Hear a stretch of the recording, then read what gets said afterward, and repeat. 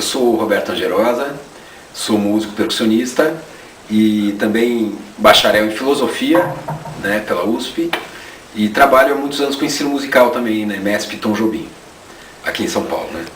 Então hoje a gente está aqui reunido para falar um pouco sobre o Cajón. Eu acho que eu fui procurado para falar sobre o Cajón porque eu há muitos anos desenvolvo trabalhos com a linguagem, seja a linguagem flamenca, né, onde realmente o Cajón se tornou um instrumento de uso tradicional, né, ou outros tipos de som onde eu incluo o Cajón, né, nessa que a gente pode chamar de um movimento, né, de modernização do flamenco, do Cajón, do instrumento, no sentido de que ele vai sendo incluído em diversos universos musicais que originalmente ele não fazia parte.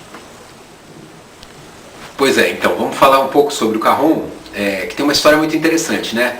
Porque eu acho que é a história de uma libertação, de uma forma onde a arte mostrou seu poder de expressão, né? Porque no caso, o Cajón surge num contexto de uma população, de um povo que naquele momento era oprimido, né? Que era escravo, na verdade. Então a gente está falando do quê? Da cultura negra que foi levada no processo de escravidão pelo colonizador espanhol, principalmente para os países que são Peru e Cuba hoje, né? Principalmente no Peru, o Cajón se tornou um instrumento muito tradicional. Então eu vou falar da história através do foco de um escritor que foi quem me abalizou, né, para poder falar isso, tá? Que é o Fernando Ortiz, que é um grande etnomusicólogo cubano, que tem uma coleção que se chama La Música Afro-Cubana, tá? E então ele diz aí o seguinte, e com fotos, ele tem todo um trabalho mesmo de pesquisa muito bem feito, né?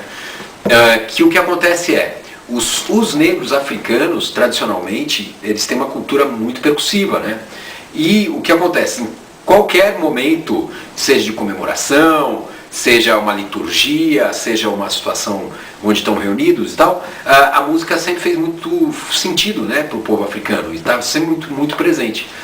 E, por um lado, então, no momento em que eles estão ali numa posição de escravos, o que acontece? O colonizador, né, que no caso era o espanhol, que estava escravizando, ele não queria permitir de maneira nenhuma a manutenção daquela cultura negra, né? Na verdade, a ideia era dissolver culturalmente o africano naquele momento, né?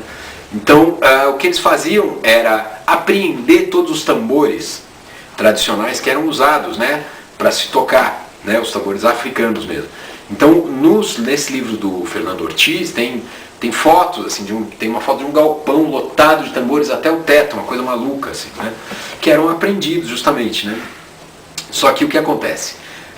Por ser um porto muito importante, inclusive Lima, né, no Peru, ou mesmo em Cuba e tal, os negros deram um jeito nessa situação, que foi usando caixotes de pescado, caixas de madeira, né?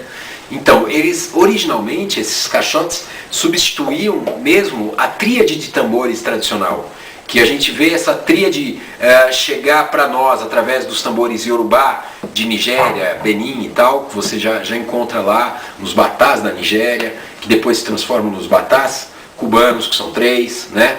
Você encontra 3 tambores de atabaques, né? Tambores também litúrgicos aqui no Brasil, e em muitos outros casos. Então, essa tríade de tambores, que tem todo um significado religioso, no início também é representada nos caixotes. Então, nesse livro ele também mostra fotos onde você tinha um Cajón miniatura, um Cajón médio e um outro que é o que se perpetuou, né, que é usado até hoje, que é esse que a gente senta sobre ele para tocar, né? Mas esse era então um dos 3 Cajóns usados originalmente, né?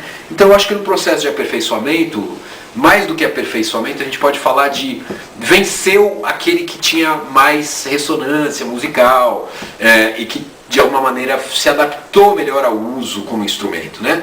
Que foi esse modelo que é o que se perpetuou e que está aqui presente até hoje, apesar de que esse é um Cajón que a gente pode falar de aperfeiçoamento, novamente na mesma questão o momento em que o Cajón afro-peruano, afro-cubano, é descoberto pelos espanhóis, né?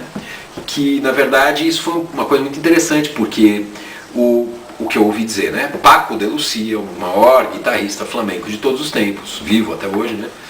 Ele foi fazer concertos no Peru. Lá eu imagino que ele viu o cajón, e tem uma coisa incrível no timbre do cajón, que é muito semelhante ao timbre da guitarra tapada, do que eles chamam no flamenco de palo seco. O palo seco é importantíssimo, que é o momento que você mostra o caráter rítmico propriamente, né, no instrumento. Então você abafa todas as cordas e faz ritmo, levadas rítmicas. E é impressionantemente parecido com o timbre do cajón.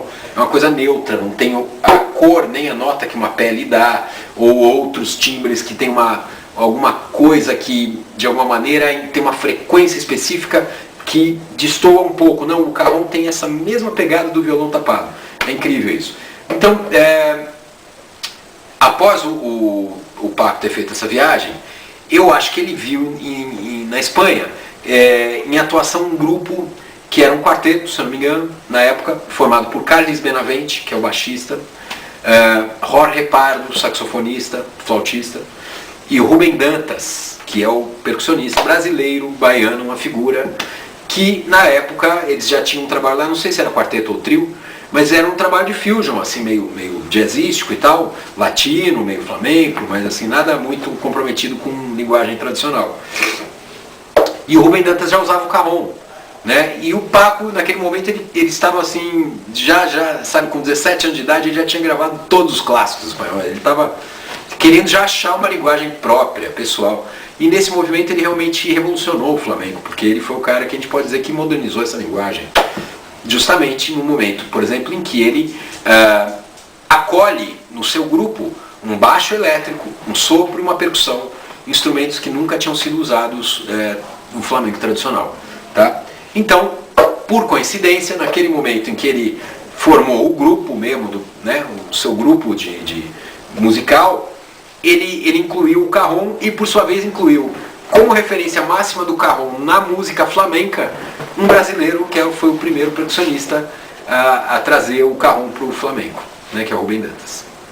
Então esse é um processo que levou então a uma readaptação, um aperfeiçoamento da linguagem, né, no sentido que saiu da música tradicional afro-peruana, afro-cubana, foi levada para o flamenco, e também houve uma mudança no instrumento nesse momento, porque o cajón peruano tradicional, ele tem até o mesmo formato como caixa, assim, mas ele normalmente essa tampa, que é onde nós batemos, né, a tampa ganha uma espessura muito maior do que nesse cajón flamenco que a gente está vendo. Ou seja, bem mais grossa a tampa, o que faz com que esse cajón tenha um som bem mais tapado, assim, ele tem um som bem mais caixa mesmo, né? Você tem um grave assim e um agudo que é uma coisa instalada, né? O cajón flamenco ele ganhou uma coisa de uma busca, né? De uma espessura, de uma tampa com uma espessura bem mais fina, né? E também a coisa de se usar cordas e esteiras no interior do instrumento causa uma impressão de um som meio de vassourinha, meio esteirado, um som mais delicado um pouco assim, em relação ao timbre e à sonoridade do cajón peruano. É isso aí. Então, olha só, no Brasil o cajón tem se tornado um instrumento muito popular, né? Porque também essa coisa dele simular uma bateria, né? Você vê ele sendo usado em vários contextos musicais diferentes. Inclusive uma coisa que a gente vê, diferente do contexto, pelo menos que eu já tenha visto na Espanha, né? Que você, eu só vi até hoje homens tocando cajón, né? E aqui, por exemplo, eu já vi várias mulheres, tanto tocando flamenco, como, assim, por exemplo, professoras de dança também usam bastante em aula, né? Tem uma percussionista que é a Roberta, do Rio de Janeiro, que trabalha com flamenco também, e tinha a percussionista da Cássia Eller, né? Se não me engano, Lan Lan, e tinha mais uma outra, que as duas tinham temas da Cássia Eller que elas mandavam ver no cajón lá, só que já era um contexto de um pop Cássia Eller, aquela coisa, né? Mas curioso isso, né? Bom, quando a gente vai entrar no assunto da técnica para se tocar o flamenco, né, propriamente no cajón,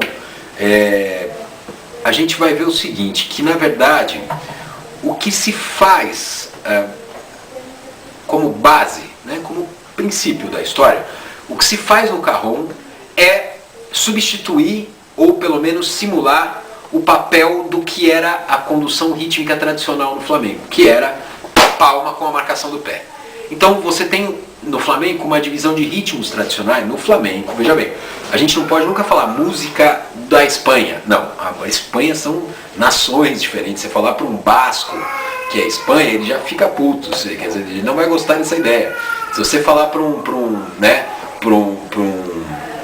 bom, tem toda uma divisão cultural lá muito forte. Aí eu diria que o flamenco é uma coisa tradicional da Andalucia e que ganhou a região Madrid, ganhou várias outras regiões da Espanha e se internacionalizou principalmente, né? Mas assim, a gente quando fala do flamenco, a gente quer dizer do quê? De uma cultura musical, sim, um estilo de vida, como na Espanha eles mesmo falam, sabe? Eu sou flamenco, não sei o que e tal, quer dizer, é um jeito de viver mesmo, né? De cultura mesmo, né? De um povo. E aí o que acontece? Você tem uma quantidade de ritmos diferentes, né? Como aqui no Brasil se fala o samba você tem partido alto, teleco-teco, samba canção, bossa nova, uma série de tipos, gêneros diferentes. No flamenco você tem o que eles chamam de palos flamencos. Os palos flamencos são a peculiaridade, né, de cada ritmo, tá? Então você tem palos rondos, palos ticos, palos médios, então, que são normalmente muito antigos, muitos já morreram e dentre digamos, a quantidade original de palos, o que se pratica até hoje é uma 10ª parte, mais ou menos, tá? Para menos até, né? Porque muitas vezes um palo é de um certo vilarejo, um certo pueblo, que depois isso ficou no esquecimento e assim vai, né? Tem muitos cantes flamencos que as pessoas hoje em dia já não lembram mais como é que eram cantados e tal, né? Então, e assim, como é muito antigo de fato, tem a questão do registro, né? Então não havia gravação. E como não é uma linguagem escrita tradicional, acadêmica, né? Uma linguagem que vem mesmo do folclore de um povo, então é uma cultura oral, é uma cultura de base oral. Não havia partitura da guitarra para ser tocada, nem da melodia ser cantada, nem do ritmo, nada. É tudo cultura oral, transmissão, sim, de pai para filho, das famílias ciganas ou não, né, ou propriamente andaluzas, mas é aquela vivência, aquele acúmulo de experiência vivida que vai consolidando uma linguagem, né, bem isso que marca o flamenco. Então, esses palos flamencos, então na hora que a gente fala do cajón, o que ele faz é a marcação tradicional de cada palo, tá? Isso é a base do papel do cajón, de cada palo. Então, por exemplo, você tem um palo que é por alegrias. Esse palo, a contagem dele é em 12 tempos, tá? A marcação é a seguinte, 12, 1, 2, 3, 4, 5, 6, 7, 9. Esse é o desenho da palma. Então, eu vou cantar o desenho da palma. Tum, patá, tum, patá, tum, padadão, padadão, e tum, patá, tum, patá, tum, padadão, padadão. Tradicionalmente é isso que você tinha como condução rítmica, né? No momento, até hoje se usa isso, mas no momento onde não havia percussão. Quando se empregou o cajón, o que ele fez? Tum, tatá, tum, tatá, tum, tatá, tum, tatá, tum, tum, tatá, tum, tatá, tum, tatá, tum. Ou seja, substituiu o que era o acento do pé, normalmente na nota grave do instrumento, e o que era o acento da palma na parte aguda do instrumento, tá? Desenhando, né? Então, só que aí, além disso, isso é a base, né? A base de um palo chamado alegrias. Além disso, existe no flamenco um gosto muito grande pelo fraseado rítmico, pelo fraseado. Então você vai ver os sapateadores, os bailaores, né? Ou os músicos, eles ficam o tempo todo, cansa, né? Mas é o tempo todo treinando sapateado tá, é uma coisa que eu mesmo já cansei, porque já foram anos da minha vida praticando e tal, e eu vou te falar que é bem intenso mesmo. Então, assim, na verdade o cajón também, como ele vem nesse processo de amadurecimento, de modernização do flamenco, ele passa também a ganhar muito o sentido de fraseado que você ganhou também na dança e na música, porque esse é um contexto de modernização da música, da arte como um todo, onde o cajón, os outros instrumentos, eles passaram a compor de quase que peças musicais, onde a coreografia, o sapateado, é quase como mais um instrumento, fazendo parte de um arranjo mesmo. Então você pensa as frases e toca todo mundo junto aquela frase, ou pelo menos os acentos, né? Ou comenta, por exemplo, né? Vai o cara lá e sapateia. Pum, paga da dum, tum, paga do gadugudum, tum, paga do gadugudum, paga do gadugudum, cá, por lá. Pum, paga do gorugubá, paga do gorugubá. Aí o carrom.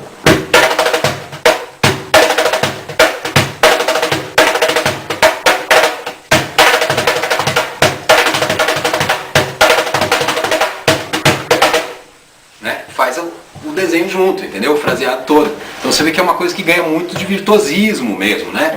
É um instrumento que ele foi ganhando cores, expressões de instrumento solístico até. Nesse sentido, né? De realmente participar muito do fraseado, não só da base rítmica. O flamenco tradicional ele nasce num contexto muito interessante que é o negócio da juerga. A juerga é uma festa que acontece aqui, você é flamenco, eu sou também, a gente faz uma palma, você canta, eu começo a dançar e a gente improvisa alguma coisa em cima de um palo X, né, determinado. Então, se você for ver, nessa raiz existe um conceito de improvisação acontecendo. Né? O que é improvisação? Improvisação também é aquela coisa, é você dominar códigos de uma linguagem, você tem um banco de dados, de frases, de clichês, etc. E que você combina de uma certa maneira na hora que você vai tocar ou dançar, no caso do flamenco. Só que o flamenco, saindo desse ambiente roots, né, raiz, bem de raiz mesmo, ele se tornou um espetáculo. Né? No momento que ele foi para o teatro, para os grandes palcos, passou-se a se valorizar muito o caráter coreográfico, né? Coreográfico propriamente, ou seja, um arranjo todo pronto, onde a coisa não é mais improvisada. Né? Tudo é pensado, as frases, são coreografias mesmo, onde você vai tocar ou bailar o que tiver marcado de antemão. Né? Então tem esse duplo lado, né? Você trabalhar um conceito de improvisação na origem, que permanece, por exemplo, mais hoje em dia, no ambiente dos tablados flamencos, que a pessoa vai um pouco mais livre. Né? Agora, o flamenco, o espetáculo, normalmente o trabalho é bem mais fechado, coreografado, arranjado. Tá, vou mostrar agora para vocês um pouquinho. Vou tocar um ritmo flamenco por bulerías e depois um ritmo afro-peruano, um festejo, tá? Eu estou usando esse instrumento maravilhoso que para mim é o número 1 aqui no Brasil, feito por um luthier chamado Alejandro, lá do Rio de Janeiro. Realmente para mim substitui os instrumentos espanhóis que eu tenho, sem dúvida nenhuma. Então tá, vamos lá, por bulerías.